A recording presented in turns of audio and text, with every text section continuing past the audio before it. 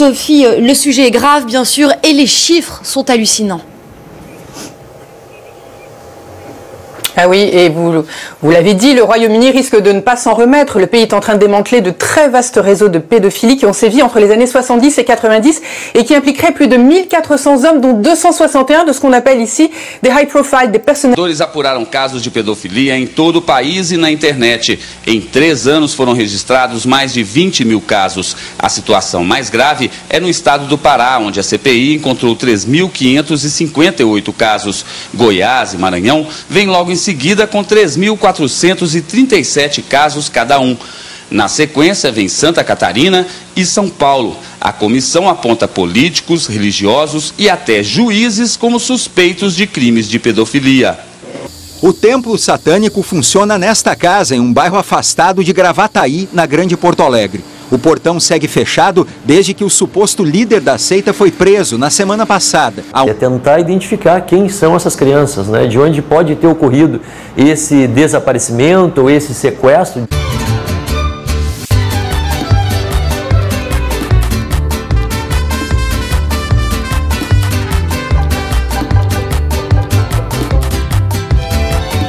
Il s'agit de l'une des plus graves affaires de pédophilie dans l'histoire du Royaume-Uni. Plus d'un mois d'opérations policières ont permis l'arrestation et la mise en examen de 77 pédophiles supposés, des hommes dans leur grande majorité. Ils opéraient via les réseaux informatiques et Internet.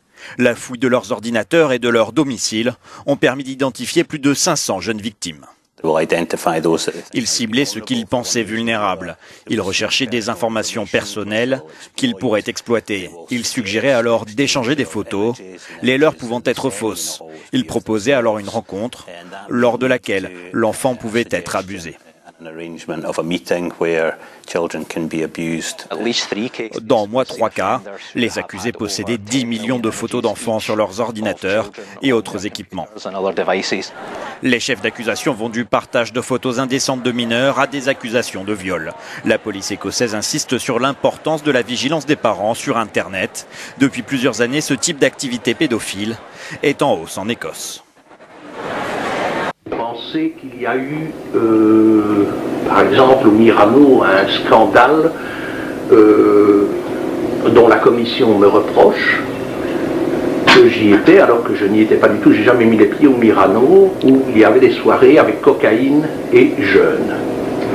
Ça s'est passé effectivement dans les années 80. Hein, 80 peut-être un peu avant. Fin des années 80. Oui. En fin des années 80.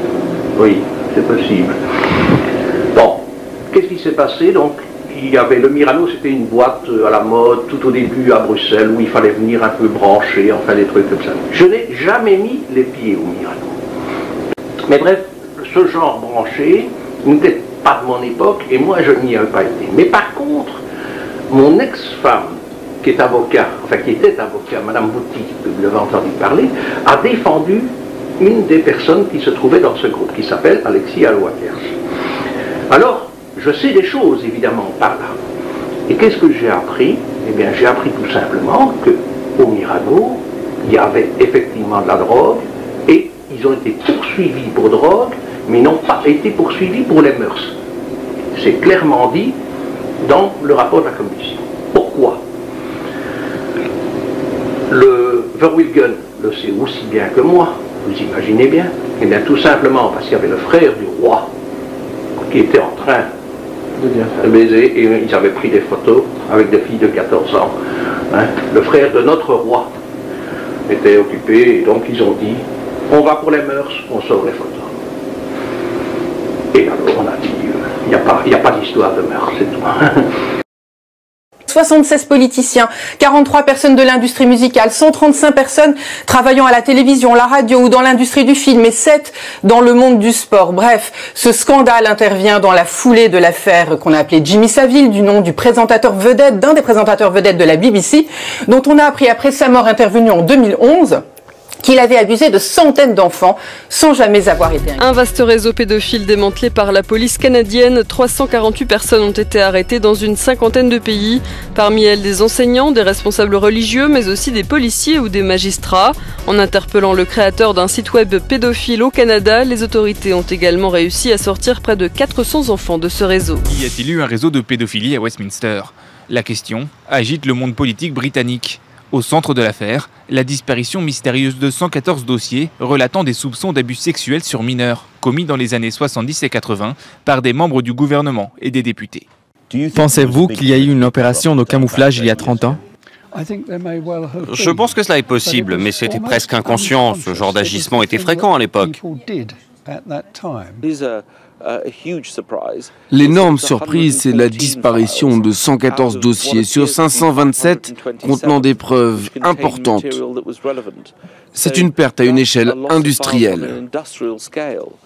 En 1983, un député travailliste et militant engagé contre la maltraitance des enfants avait remis le rapport à Leon Britton, alors ministre de l'Intérieur très influent de Margaret Thatcher. Ce dernier s'est défendu de toute manipulation, affirmant avoir remis les dossiers aux autorités compétentes. Le gouvernement de David Cameron, sous pression, a promis de faire la lumière sur cette affaire. Je comprends la préoccupation des gens à propos de ces événements qui remontent à plus de 30 ans. C'est pourquoi j'ai demandé au chef des affaires internes de tout faire pour trouver des réponses à ces questions.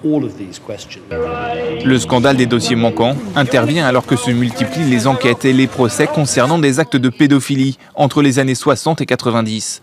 Des scandales dont le plus retentissant reste à l'heure actuelle celui de Jimmy Savile. Cet ancien animateur de la BBC, mort en 2011, est considéré par Scotland Yard comme l'un des pires criminels sexuels de l'histoire du pays.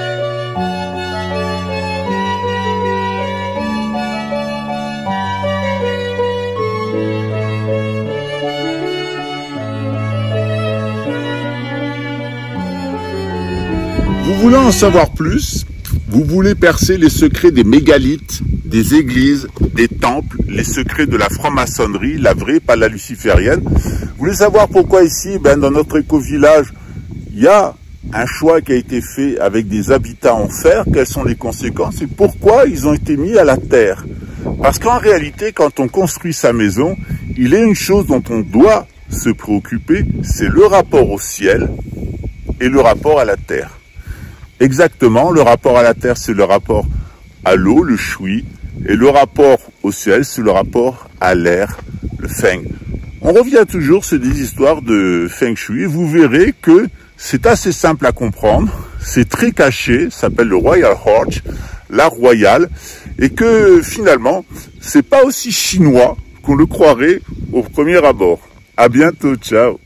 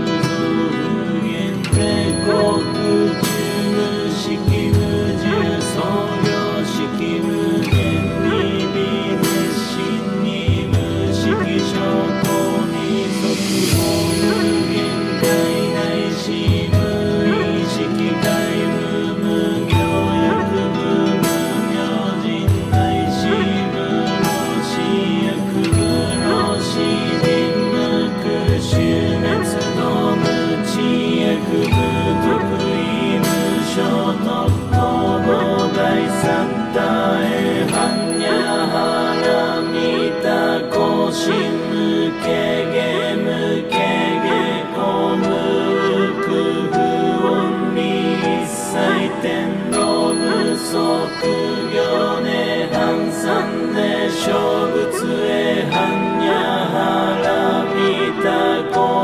wanakutana